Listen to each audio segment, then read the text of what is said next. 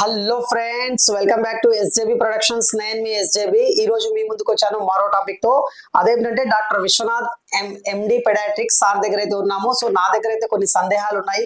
మీ దగ్గర ఎలాంటి డౌట్స్ ఉన్నా, ఎలాంటి సందేహాలు ఉన్నా కామెంట్ అయితే చేయండి. సార్ ద్వారా మీ కామెంట్స్ ని నేను రిప్లై అయితే ఇవ్వడం జరుగుతుంది. సో ఫ్రెండ్స్, లెట్ స్టార్ట్ చేద్దాం. టాపిక్ వచ్చేసి సార్ నమస్తే సార్. నమస్తే సార్, పిల్లల్లో సాధారణంగా కనిపించే దగ్గు మరియు శ్వాసకోశ సమస్యలు ఏవి సార్? సో పిల్లల్లో సాధారణంగా మనకు రెండు రకాల శ్వాసకోశ సమస్యలు ఉంటాయండి సార్. అది వచ్చేసి అప్పర్ రెస్పిరేటరీ ట్రాక్ట్ ఇన్ఫెక్షన్స్ అంటారు, లోయర్ రెస్పిరేటరీ ట్రాక్ట్ ఇన్ఫెక్షన్స్ అంటారు. Sir, upper respiratory tract infections అంటే గొంతు పై భాగంలో ఉండేది. లోయర్ రెస్పిరేటరీ ట్రాక్ట్ ఇన్ఫెక్షన్స్ అంటే గొంతు కింద భాగం అంటే ఛాతీ, ఊపిరితిత్తుల సమస్యలు. సో మనకు కామన్ గా అప్పర్ రెస్పిరేటరీ ట్రాక్ట్ ఇన్ఫెక్షన్ వచ్చేసి 90% చిల్డ్రన్ లో అప్పర్ రెస్పిరేటరీ ట్రాక్ట్ ఇన్ఫెక్షన్స్ ఉంటాయి. అప్పర్ రెస్పిరేటరీ ట్రాక్ట్ ఇన్ఫెక్షన్స్ అంటే ఏమేమి వస్తాయంటే మనకు మెయిన్ గా గొంతు ఇన్ఫెక్షన్ అంటే అక్యూట్ ఫారింజైటిస్ అంటారు, అలాగే అక్యూట్ టాన్సిలైటిస్ అంటారు, అంటే గలిగలు అంటారు తెలుగులో. సో ఇవి గొంతు ఇన్ఫెక్షన్. రెండోది వచ్చేసి సైనస్ ప్రాబ్లమ్స్, అక్యూట్ సైనసైటిస్ అంటారు. సైనస్ అంటే మనకు ఇక్కడ గాలి గదులనే ఉంటాయి, వాటిలో ఇన్ఫెక్షన్ రావడం వల్ల మనకు సైనసైటిస్ అనేది వస్తుంది, దాన్ని అక్యూట్ సైనసైటిస్ అంటారు. మూడోది వచ్చేసి చెవి ఇన్ఫెక్షన్. చెవి ఇన్ఫెక్షన్ కూడా మనకు అప్పర్ రెస్పిరేటరీ ట్రాక్ట్ ఇన్ఫెక్షన్ కిందకే వస్తాయి. సో చెవి ఇన్ఫెక్షన్ కూడా మనకు అప్పర్ రెస్పిరేటరీ ట్రాక్ట్ ఇన్ఫెక్షన్స్ కిందకే వస్తాయి. రెండోది వచ్చేసి lower respiratory tract infection. Lower respiratory tract infection లో మనకు వచ్చేవి ఊపిరితిత్తుల్లో అంటారు, నిమోనియా అంటారు, నిమోనియా అంటే బ్రాంకియలైటిస్, ఆస్తమా. ఇవి మనకు సాధారణంగా కనిపించే సమస్యలు పిల్లల్లో. మరి ఆస్తమా లేదా శ్వాసకోశ సమస్యలు పిల్లల్లో ఎలా గుర్తించాలి సార్? మనకు అప్పర్ రెస్పిరేటరీ ట్రాక్ట్ ఇన్ఫెక్షన్స్ అయితే మనకు జనరల్ గా ఆయాసం అనేది ఉండదు సార్. ఓన్లీ జ్వరం, దగ్గు, జలుబు, గొంతు నొప్పి లేదా చెవి నొప్పి, శ్వాస తీసుకోవడంలో గాలి ఆడకపోవడం అంట, శ్వాస తీసుకోవడంలో ఇబ్బంది అలా ఉంటుంది మనకు. అదే లోయర్ రెస్పిరేటరీ ట్రాక్ట్ ఇన్ఫెక్షన్స్ అంటే గొంతు కింది భాగంలో మనకు సమస్య వచ్చిందంటే మనకు ఆయాసం రావడం, పిల్లి కూతలు రావడం లేదా గురక రావడం, ఇలాంటి శబ్దాలు రావడం, మూలగడం అంటే పిల్లల్లో ఎక్కువ మూలగడం, ఇక్కడ డొక్కలు అనేవి లోపలికి డొక్క భాగంలో లోపలికి శ్వాస ఎక్కువ తీసుకోవడం, ఎక్కువ సార్లు తీసుకోవడం అలా జరుగుతాయి. మనకు అప్పర్ రెస్పిరేటరీ ట్రాక్ట్ ఇన్ఫెక్షన్స్ అనేది కొంచెం అంత డేంజర్ కాకపోవచ్చు, కానీ లోయర్ రెస్పిరేటరీ ట్రాక్ట్ ఇన్ఫెక్షన్ గుర్తించడం అనేది చాలా ఇంపార్టెంట్. అది ఎలా గుర్తించాలంటే మెయిన్ ఆయాసం, డొక్కలు ఎగిరేయడం ఇలాంటివి. ఇంకొకటి పిల్లి కూతలు. ఇలాంటి సమస్యలు డొక్కలు బాగా లోపల ఎగిరేయడం కానీ, గురక పెట్టడం పిల్లి కూతలు కానీ రావడం వెంటనే డాక్టర్ దగ్గరికి వెళ్ళడం మంచిది అంటారు సార్. సార్, ఎలాంటి అలర్జెన్స్ పిల్లల్లో శ్వాసకోశ సమస్యలకు దారి తీయచ్చు సార్? మనకు మెయిన్ గా ఆస్తమా అనేది అలర్జీ సంబంధించిన జబ్బు సార్. సో మెయిన్ అలర్జెన్స్ ఏమంటే మనకు మెయిన్ చలి అనేది చాలా ఇన్ఫ్లుయెన్స్ చేస్తుంది. సో పిల్లల్ని ఎక్కువ చలికి ఎక్స్పోజ్ చేయకూడదు. మనం చలికి ఎక్స్పోజ్ చేస్తే ఆస్తమా అటాక్స్ అనేవి ఎక్కువగా పెరిగే అవకాశం ఉంటుంది. సో మొదటిది చల్ల వస్తువులు కానీ, కూల్ డ్రింక్స్ కానీ లేదా స్వీట్స్ కానీ, షుగరీ కంటెంట్స్ కానీ ఎక్కువ ఇవ్వకూడదు పిల్లలకు. సో దీనివల్ల దగ్గు, ఆస్తమా వచ్చే అవకాశం ఎక్కువ ఉంటుంది. రెండవది డస్ట్ కి ఎక్కువ ఎక్స్పోజ్ చేయకూడదు రెండవది. మూడవది స్మోకింగ్, ఇలాంటి fossil fuels, automobile fossil fuels అనేవి కూడా మనకు ఎక్కువ శాతం అలర్జీ ఇంక్రీజ్ చేసే ఛాన్స్ ఎక్కువ ఉంటుంది. సో ఇవి మనకు మెయిన్ అవాయిడ్ చేయాలి. నాలుగవది వచ్చేసి వైరల్ ఇన్ఫెక్షన్స్ కూడా అలర్జీని ఎక్కువ చేస్తాయి. సో ఎవరికైనా కోల్డ్ వచ్చింది అనుకోండి, నార్మల్ జలుబు వచ్చింది అనుకోండి, ఆస్తమా పిల్లల్లో మాత్రం ఎక్కువ అయ్యే ఛాన్స్, దగ్గు విపరీతంగా పెరగడం ఎక్కువ ఉంటుంది సాధారణమైన పిల్లల కంటే. ఈ ఆస్తమా ఉన్న పిల్లల్లో ఏదైనా వైరల్ ఇన్ఫెక్షన్, నార్మల్ జలుబు కూడా దగ్గుని ఎక్కువ చేస్తుంది నార్మల్ పిల్లల కంటే. ఇప్పుడు నార్మల్ పిల్లల్లో జలుబు తగ్గిపోతుంది, దగ్గు తగ్గిపోతుంది, కానీ ఆస్తమా పిల్లల్లో జలుబు తగ్గినా కానీ దగ్గు తగ్గదు. కొంచెం టైం పట్టుకుంటాం సార్. అలర్జీగా మారుతుంది వాళ్ళలో. ఆస్తమా పిల్లల్లో అలర్జీగా మారుతుంది, సాధారణమైన వైరల్ ఇన్ఫెక్షన్ కూడా. సో అలాంటి వాళ్ళు ఎలాంటి ప్రికాషన్స్ తీసుకోవాలి సార్? సో ఎక్కువ బయట ఎక్స్పోజ్ అవ్వడం కానీ, డస్ట్ ఎక్స్పోజ్ అవ్వడం కానీ, స్మోకింగ్ ఎక్స్పోజ్ అవ్వడం కానీ ఇది అవాయిడ్ చేయాలి. ప్లస్ చలిని అవాయిడ్ చేయాలి. ఇవి చేస్తూ డాక్టర్ సూచించిన మందులు తీసుకుంటూ వాడుకుంటుంటే ఇది కొంతవరకు తగ్గించుకునే అవకాశం ఉంటుంది. సరే, సీజనల్ వ్యాధుల వల్ల పిల్లలు ఎక్కువగా బాధపడుతుంటారు. వాటిని నివారించడానికి తల్లిదండ్రులు తీసుకోవాల్సిన జాగ్రత్తలు ఏంటి సార్? మనం మెయిన్ హైజీన్ ని పాటించాలి. ఫస్ట్ పాయింట్ హ్యాండ్ వాష్ బాగా చేసుకోవాలి. శుభ్రమైన ఆహారం, వాటర్ తీసుకోవాలి సార్ తగు పాలలో. తర్వాత ఎక్కువ అవుట్ సైడ్ ఫుడ్ ని అవాయిడ్ చేయాలి, జంక్ ఫుడ్ ని అవాయిడ్ చేయాలి. సార్ ఇమ్యూనిటీని పెంచుకునే ఆహారం తీసుకోవాలి. మూడవది ఎక్కువ శాతం బయట ట్రావెలింగ్ అవాయిడ్ చేయాలి పిల్లల్లో సీజన్ లో. సో వింటర్ సీజన్ లో మనం ట్రావెలింగ్ అవాయిడ్ చేయడం బెటర్ పిల్లలు ఉన్నప్పుడు. సార్, వ్యాక్సినేషన్ ప్రధానత గురించి మీ అభిప్రాయం ఏంటి సార్?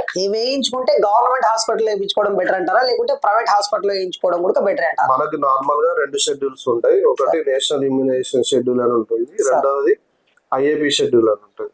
జనరల్ గా ఐఏపీ షెడ్యూల్ అనేది బయట ప్రాక్టీషనర్స్ వాడతారు.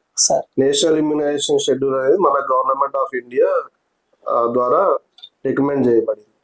సో మన గవర్నమెంట్ హాస్పిటల్ అంతా వాడేది నేషనల్ ఇమ్యునైజేషన్ షెడ్యూల్. ఈ నేషనల్ ఇమ్యునైజేషన్ షెడ్యూల్లో ఏమంటే మనకు మినిమం వ్యాక్సిన్స్, ఖచ్చితంగా వేసుకోవాల్సిన వ్యాక్సిన్స్ ని గవర్నమెంట్ ఆఫ్ ఇండియా రికమెండ్ చేస్తుంది. సో ఆ వ్యాక్సిన్స్ మాత్రం మన గవర్నమెంట్ హాస్పిటల్లో వేస్తారు.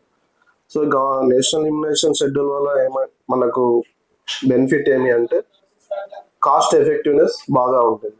అంటే మనకు అందరూ ప్రైవేట్ వ్యాక్సిన్లు వేయించుకోలేరు. సో అంత డబ్బులు పెట్టుకోవడానికి వాళ్ళ దగ్గర డబ్బులు ఉన్నాయి. సో మనకు దానివల్ల ఏమవుతుందంటే నేషనల్ ఇమ్యునైజేషన్ షెడ్యూల్లో అయితే మినిమం వ్యాక్సిన్స్, అంటే ఖచ్చితంగా వేసుకోవాల్సిన వ్యాక్సిన్స్ అన్ని నేషనల్ ఇమ్యునైజేషన్ షెడ్యూల్లో ఉంటాయి. బయట ఏపీ షెడ్యూల్లో ఎలా ఉంటుందంటే దానికంటే కొన్ని ఎక్స్ట్రా వ్యాక్సిన్స్ ఉంటాయి. Like hepatitis A, typhoid vaccine అంటారు, ఇన్ఫ్లుయెంజా వ్యాక్సిన్ అంటారు. ఇంకొక వ్యాక్సిన్ వచ్చేసి ఎంఎంఆర్. మనకు గవర్నమెంట్ లో అయితే ఎంఆర్ వేస్తారు, ఇక్కడైతే ఎంఎంఆర్. సో అలాంటి ఒక 4-5 వ్యాక్సిన్లు మనకు బయట ఎక్స్ట్రాగా ఉంటాయి. సో దీనివల్ల ఏంటంటే బెస్ట్ ఏది అంటే ఐఏపీ అనే చెప్తాం. ఎవరికి డబ్బులు ఉన్న వాళ్ళకి. డబ్బులు లేని వాళ్ళకి ఖచ్చితంగా నేషనల్ ఇమ్యునైజేషన్ షెడ్యూలే బెటర్. సో అది కాస్ట్ ని బట్టి డిపెండ్ అయి ఉంటుంది. కానీ రెండు ఆల్మోస్ట్ ఈక్వల్ ఎఫికసీస్ ఉంటాయి. ఎఫికసీ రెండు ఈక్వల్. వ్యాక్సిన్స్ గవర్నమెంట్ లో బాగుంటాయి, ప్రైవేట్ లోనూ బాగుంటాయి. రెండు బాగానే ఉంటాయి. బట్ మనకు బయట కొన్ని ఎక్స్ట్రా వ్యాక్సిన్స్ ఉంటాయి, రికమెండ్ చేస్తారు. సో దాన్ని బట్టి ఏది వేయించుకోవాలనుకున్నారు, సో వాళ్ళని బట్టి వాళ్ళు వేయించుకోవచ్చు. మనకు ఎక్స్ట్రా వ్యాక్సిన్స్ కావాలంటే నేషనల్ ఇమ్యునైజేషన్ షెడ్యూల్ లో వేసుకొని మిగతా వ్యాక్సిన్స్ బయట కూడా వేసుకోవచ్చు. అలా కూడా మనం చేసుకోవచ్చు. సార్, పిల్లల్లో ఫీవర్ వచ్చినప్పుడు ఫిట్స్ వస్తూ ఉంటాయి సార్, ఇది ప్రధాన కారణం సార్? చాలా మంది పిల్లలు ఎక్కువగా హై ఫీవర్ వచ్చినప్పుడు బాగా ఒళ్ళంతా కాలిపోతూ ఉంటుంది, సడన్ గా ఫిట్స్ వచ్చేస్తాయి, పిల్లోడు పడిపోవడం అట్లా జరుగుతూ ఉంటది. అది ఎందువల్ల రావడానికి మెయిన్ రీజన్ పిల్లల్లో 2 రకాలు ఉంటాయి. ఒకటి ఫెబ్రైల్ సీజర్స్ అంటారు, రెండోది కొంతమందికి మెదడు వాపు జ్వరాలు కూడా రావచ్చు. మనకు సాధారణంగా ఎక్కువ శాతం మంది పిల్లల్లో ఫెబ్రైల్ సీజర్స్ అంటారు, అంటే ఫీవర్ వచ్చినప్పుడు ఫిట్స్ వస్తుంటాయి. సో ఇది కంగారు పడాల్సిన జబ్బు అయితే కాదు ఫెబ్రైల్ సీజర్స్ అనేది. కానీ విష జ్వరాలు మాత్రం, మెదడు వాపు జ్వరాలు అంటారు. విష జ్వరాల్లో మాత్రం పిల్లడికి ఎక్కువ సీరియస్ అయ్యే అవకాశం ఉంటుంది. సో ఈ 2 కారణాల వల్ల మనకు ఫీవర్ వచ్చినప్పుడు ఫిట్స్ వచ్చే అవకాశం ఉంటుంది పిల్లల్లో. ఫెబ్రైల్ సీజర్స్ అనేది మనకి ఎందుకు వస్తుంది అంటే కొంతమంది పిల్లల్లో జెనెటిక్ ససెప్టబిలిటీ ఉంటుంది, అంటే జన్యుపరంగా కొంచెం లోపం ఉంటుంది. లోపం కాదు, కొంచెం ఫిట్స్ వచ్చే ఛాన్స్ ఎక్కువ ఉంటుంది వాళ్ళ జన్యువుల్లో. సో దాని వల్ల ఏమైతుందంటే కొంతమంది పిల్లల్లో మాత్రమే ఫీవర్ వచ్చినప్పుడు ఫిట్స్ వస్తాయి, అందరికీ కాదు, కొంతమంది మాత్రమే. లైక్ ఒక 1 to 5% మెంబర్స్ లో మాత్రమే మనకు ఫీవర్ వచ్చినప్పుడు ఫిట్స్ వచ్చే అవకాశం కొంతమందిలో జన్యు కారణాల వల్ల వాళ్ళు కొంచెం ఎక్కువ ఉంటుంది. కొంతమందికి ఫ్యామిలీ హిస్టరీ వల్ల కూడా ఫ్యామిలీ హిస్టరీ కూడా ఉంటుంది కొంతమందిలో. ఫెబ్రల్ సీజర్స్ తల్లిదండ్రుల్లో ఉంటే పిల్లల్లో వచ్చే అవకాశం ఎక్కువ ఉంటుంది ఫెబ్రల్ సీజర్స్, అదొకటి. ప్లస్ రెండోది విష జ్వరాలు, మెదడు వాపు జ్వరాలు వచ్చాయంటే ఫిట్స్ వచ్చే అవకాశం ఉంటుంది. సో ఫ్రెండ్స్, మీలో ఎవరైనా సార్ తో డైరెక్ట్ గా వచ్చి కన్సల్ట్ అవ్వాలనుకుంటే Shri Vinayaka polyclinic, Gayatri estate, Kurnool. So మీరు డాక్టర్ అయితే డైరెక్ట్ వచ్చి కన్సల్ట్ అయితే కావచ్చు. సో డిస్క్రిప్షన్ లో కాంటాక్ట్స్ నంబర్ అయితే ఇస్తాను, అదే విధంగా అడ్రస్ కూడా పెడతాను. సో మీరు వచ్చి డాక్టర్ తో కన్సల్ట్ అవ్వాలనుకుంటే అవ్వచ్చు. సార్ నెక్స్ట్ క్వశ్చన్ సార్, కొంతమంది పిల్లల్లో రాత్రి సమయాల్లో ఎక్కువగా ఏడుస్తుంటారు, ఎందుకు సార్? సో దీనికి మొదటి కారణం వచ్చేసి ఆకలి. సో ఆకలి అనేది మొదటి కారణం సార్. రెండోది వచ్చేసి సాధారణంగానే పిల్లలు గర్భంలో ఉన్నప్పటి నుంచే వాళ్ళకు జీవలయాలు అంటారు, అంటే వాళ్ళ బయో అలారం అనేది కొంతమందిలో నైట్ సెట్ అయి ఉంటుంది. అంటే నైట్ లేచి కూర్చుంటారు పిల్లలు, మార్నింగ్ వాళ్ళ అమ్మ తిరుగుతూ ఉంటే ఊయల్లాగా ఉంటుంది. సో దానివల్ల ఏమైతుంది, పిల్లోడు నిద్రపోతాడు పొద్దున్నే, రాత్రి వాళ్ళ అమ్మ పడుకుంటుంది. సో వాడికి ఊయల ఆగిపోతుంది, దానివల్ల ఏమైతుంది, వాడు లేచి కూర్చుంటాడు. సో ఆ జీవలయ అనేది మనకు గర్భంలో బయటకు వచ్చినప్పుడు అలానే కంటిన్యూ అవుతుంది కొంతమందిలో. దానివల్ల ఏమంటే కొంతమంది రాత్రిపూట ఎక్కువ ఏడుస్తారు, అదొక కారణం. రెండోది ఆకలి. మూడోది కొంతమంది లైట్ లైట్ అనేది చాలా ఇంపార్టెంట్. మనం కొంతమంది పిల్లలు ఏంటంటే కొంతమంది పేరెంట్స్ ఏం చేస్తారంటే లైట్ వేసి నిద్రపోతారు. సో లైట్ ఆపకపోవడం వల్ల కూడా కొంతమంది పిల్లలు నిద్రపోరు. సో ఇలాంటి పేషెంట్స్ నా దగ్గర కూడా వచ్చారు కొంతమంది. చాలా రకాలుగా ఎంక్వైరీ చేశాక మనకు తెలిసింది ఏంటంటే లైట్ అనేది అఫెక్ట్ అవుతుంది, లైట్ వల్ల పిల్లోడు స్లీప్ అఫెక్ట్ అవుతుంది. లైట్ ఆఫ్ చేయగానే పిల్లోడు హ్యాపీగా పడుకుంటున్నాడు. సో ఇలాంటి చిన్న చిన్న కారణాలు కూడా ఏడుపుకు కారణం కావచ్చు. చాలా మంది ఏం చేస్తుంటారంటే పాలు అనేది రెండు సైడ్లు ఒకేసారి ఇస్తుంటారు, అంటే గ్యాప్ లేకుండా ఒక సైడ్ తాపాక వెంటనే వేరే సైడ్ కూడా ఇచ్చేస్తుంటారు. సో అలా ఇవ్వడం కరెక్ట్ కాదు. మనం ఒక సైడ్ ఇచ్చాక ఇంకో సైడ్కి 2 hours గ్యాప్ ఉండాలి. ఆ 2 hours గ్యాప్ ఉంటేనే మనకు తల్లిపాలు అనేవి ప్రొడక్షన్ అవ్వడానికి మనం టైం ఇస్తాం. లేదు అంటే ఏమవుతుందంటే వాడికి ఆకలి అనేది తీరదు, ప్రొడక్షన్ అనేది సరిగా జరగదు. సో మనం ఎప్పుడైనా పాలు ఇచ్చేటప్పుడు ఒక సైడ్కి ఇంకో సైడ్కి మినిమం 2 గంటలు గ్యాప్ ఇవ్వాలి. మళ్ళీ 2 గంటల తర్వాతే సైడ్ మార్చాలి. మధ్యలో ఏడ్చినా కానీ సేమ్ సైడే ఇవ్వాలి. సో అదొకటి, దానివల్ల కూడా ఆకలి సరిపోతుంది. ఇంకొకటి వచ్చేసి కొంతమందిలో నార్మల్గానే ఏదైనా ప్రాబ్లం ఉండొచ్చు, అంటే దగ్గు జలుబు రావడం వల్ల కూడా పిల్లలు నైట్ టైం ఎక్కువ ఏడవచ్చు. ఇంకా వేరే కారణాలు వచ్చేసి గ్యాస్ పట్టేసినా కానీ కొంతమంది ఏడవచ్చు. మనం గ్యాస్ పట్టకుండా ఉండడానికి పిల్లోని భుజం పైన వేసుకొని ఒక 20 నిమిషాలు బాగా తట్టాలి, అప్పుడే మనకు గ్యాస్ అనేది రిలీజ్ అవుతుంది. ఏదైనా గ్యాస్ లోపల పట్టేస్తుంటే రిలీజ్ అవుతుంది. ఇవి మెయిన్ కారణాలు మనకు.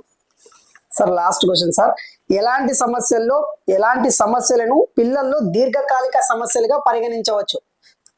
ఒకటి బరువు సరిగా పెరగకపోవడం సార్, రెండోది ఆకలి సరిగా లేకపోవడం, మూడోది రికరెంట్ ఇన్ఫెక్షన్స్ అంటారు, అంటే రిపీటెడ్ గా ఇన్ఫెక్షన్స్ రావడం, అది కూడా లోపల ఏదైనా ప్రాబ్లం ఉండొచ్చు. నాలుగవది జాండీస్ ప్రొలాంగ్ జాండీస్ అంటారు, అంటే ఎక్కువ రోజులు జాండీస్ అలానే ఉండడం. మూడవది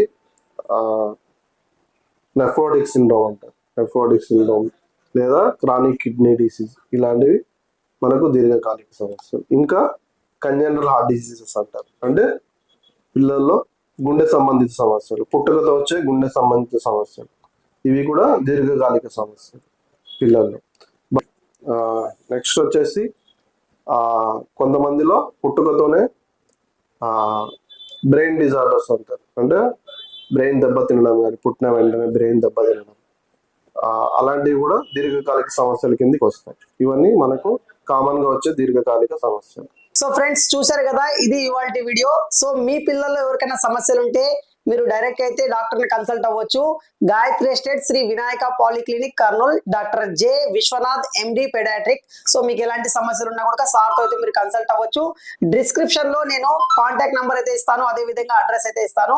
సో ఫ్రెండ్స్ మీకు ఎలాంటి డౌట్స్ ఉన్నా కూడా మీ కామెంట్ అయితే పెట్టండి. సో నేను నెక్స్ట్ ఎపిసోడ్ లో సార్ ద్వారా అయితే మీ కామెంట్స్ కి అయితే ఆన్సర్ అయితే దొరుకుతుంది. సో ఇది ఫ్రెండ్స్ ఇవాళ వీడియో. మీకు నచ్చిందని అనుకుంటాను. నచ్చితే లైక్ చేయండి, షేర్ చేయండి, కామెంట్ చేయండి. నెక్స్ట్ ఎపిసోడ్ లో మళ్ళీ కలుద్దాం. Until then bye.